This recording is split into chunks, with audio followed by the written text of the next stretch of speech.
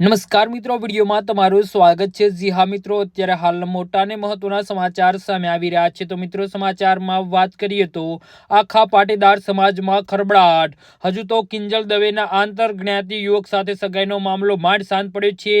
ત્યાં વધુ એક ગાયક કલાકારે અન્ય સમાજના યુવક સાથે લગ્ન કરી લેતા વધુ એક વિવાદની હવા મળી છે। સુરતની જાણીતી પાટીદાર સિંગર આરતી સાંગાણીએ પરિવારની નારાજગી અવગણીને તબલા ઉસ્તાદ દેવાંગ ગોહિલ સાથે 7 ફેરા ફરી લીધા છે, જેના કારણે સોશિયલ મીડિયા પર કેટલાક લોકો આરતીના આ નિર્ણયથી જોરથી વિરોધ કરી રહ્યા છે, તો કેટલાક લોકો આ સમર્થન આપી પડકાર સાથે નવજીવન જીવવાની સલાહ આપી રહ્યા છે।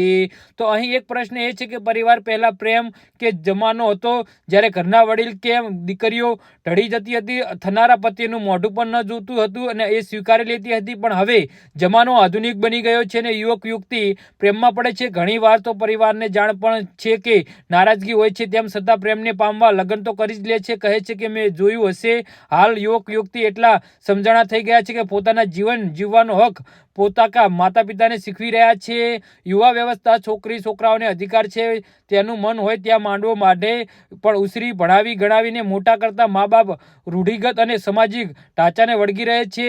પોતાના દીકરાને દીકરીને હિતમાં અને અન્ય સમાજમાં ન જવાની એક અંશે જીદ કરે છે અને યુવતી સાથે પારાવિક છેડો ફાડે છે। એ નક્કી કરવું મુશ્કેલ છે કે કોણ સાચું કે કોણ ખોટું, પરિવારની જીત કે પ્રેમની, સમાજની જીત કે કાયદાની। જી હા મિત્રો, તો આના વિશે તમારું શું કહેવું છે તો નીચે મારી કોમેન્ટ બોક્સમાં જરૂરથી જણાવજો અને અમારી યુટ્યુબ ચેનલને સબસ્ક્રાઇબ કરવાની ભૂલતા નહીં। ધન્યવાદ।